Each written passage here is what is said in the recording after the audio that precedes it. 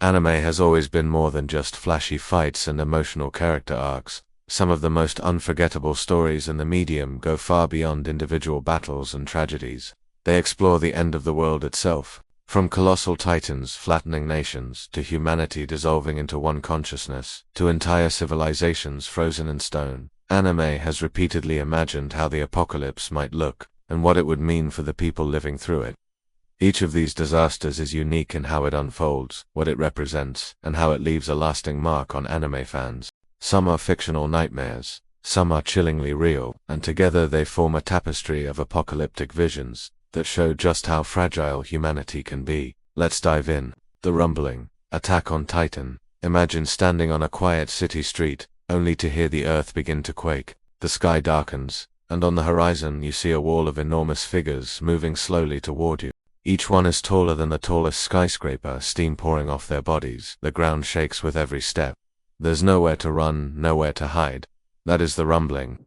In Attack on Titan, the Rumbling is one of the most destructive events in anime history. Triggered by Eren Yeager after inheriting the founding Titan, it unleashes millions of colossal titans that had been sealed inside the walls for centuries. These titans march forward, flattening entire nations in their path. What makes the Rumbling so terrifying isn't just its scale, though that's certainly staggering. It's the morality behind it. Eren doesn't unleash the Rumbling because he wants power or glory. He does it because he believes it's the only way to save his people, the Eldians of Paradis Island. By exterminating the rest of humanity, Eren hopes to secure freedom for his friends and homeland. But in doing so, he becomes the villain of his own story. The Rumbling is genocide on a scale no one can truly comprehend.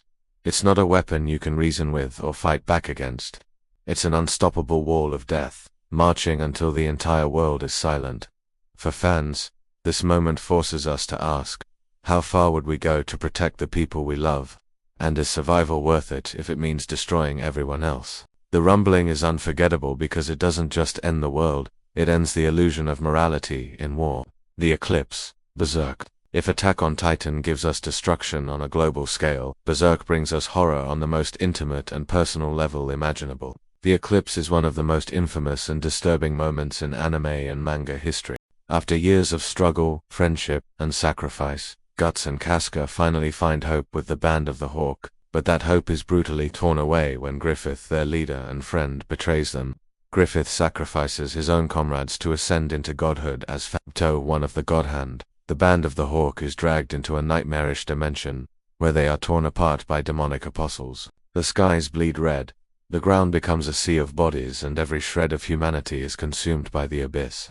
For Guts and Casca, the Eclipse is more than just a massacre, it's the destruction of their souls. Guts loses not just his comrades, but the person he trusted most. Casca is broken in ways that haunt her for the rest of the story. What makes the Eclipse so apocalyptic isn't the number of lives lost, but the hope it destroys. In one moment, all the struggles, dreams, and victories of the Band of the Hawk are reduced to nothing.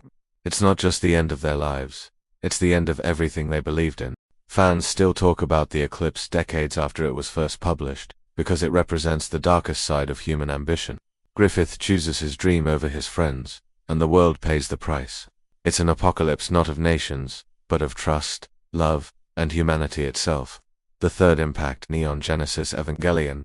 Few anime moments are as surreal, confusing, and terrifying as the third impact in Neon Genesis Evangelion. Unlike the Rumbling or the Eclipse, which are visceral and physical, the third impact is existential. It doesn't destroy the world with fire or blood, but by unraveling the very fabric of human existence. Here's what happens. In End of Evangelion, Shinji Ikari becomes the unwilling trigger for the Human Instrumentality Project. As Rei and Lilith merge, the boundaries between human beings dissolve. One by one, people's physical bodies disintegrate into LCL fluid, their souls merging into a single, collective consciousness.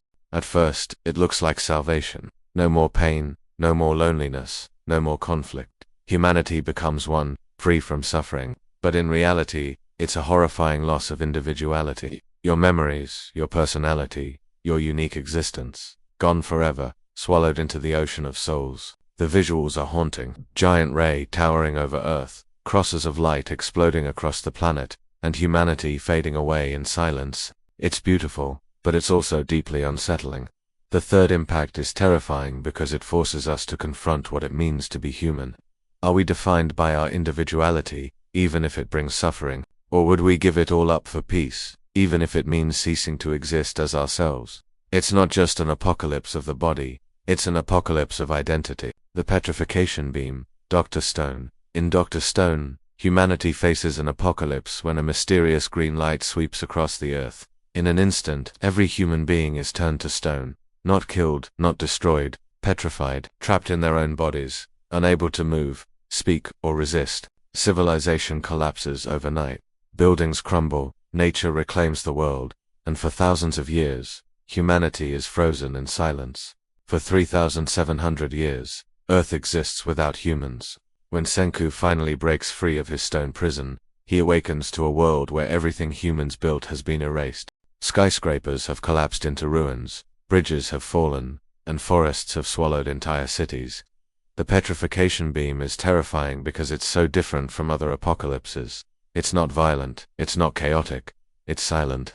Humanity doesn't go out with a bang, it just stops. And yet, this apocalypse also carries hope. Unlike the rumbling or the eclipse, which leave nothing behind, the petrification beam gives humanity a chance to rebuild. Senku, with his brilliant mind, decides to restart civilization using science. Still, the thought of being trapped in stone for thousands of years, fully conscious but unable to move, is one of the most chilling fates imaginable.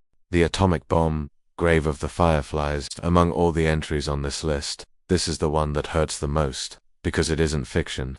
Grave of the Fireflies tells the story of Saita and Setsuko, two siblings struggling to survive after the atomic bomb devastates Japan during World War II. The destruction is immense, entire cities reduced to ash, countless families killed, and survivors left to starve and suffer in the aftermath. But the movie doesn't focus on the grand spectacle of the bomb itself. Instead, it zooms in on the personal tragedy of two children just trying to stay alive. What makes this apocalypse so powerful is its intimacy. We don't see the political consequences or the military victories. We see hunger, we see sickness, we see a young boy trying to care for his little sister in a world that has already given up on them. And that's why Grave of the Fireflies is one of the most devastating anime films ever made. It reminds us that the apocalypse isn't always about monsters or gods. Sometimes, it's about real human suffering, caused by real human choices. It's a story that lingers long after the credits roll, because it forces us to confront the darkest chapter of human history. Kid Buu destroys Earth, Dragon Ball Z. Finally, let's end with one of the most iconic apocalyptic moments in anime. Kid Buu's destruction of Earth in Dragon Ball Z. Unlike other villains, who plan, scheme, or justify their actions, Kid Buu is pure chaos. He doesn't care about strategy or morality. He destroys simply because he wants to. The moment he appears, he casually creates a massive energy sphere and hurls it at Earth. There's no hesitation, no remorse, no reasoning. Entire cities, mountains, and oceans vanish in an instant. The Earth itself shatters and explodes. This moment stands out because it raises the stakes higher than ever. For the first time, Earth itself, the home of our heroes, is gone. Goku, Vegeta, and the rest of the fighters are forced to continue their battle on the Kai's planet, knowing that their entire world has been erased. Kid Buu represents the most terrifying kind of apocalypse, one driven by pure, uncontrollable chaos. No politics, no morality, just destruction for the sake of destruction. It's simple, but unforgettable.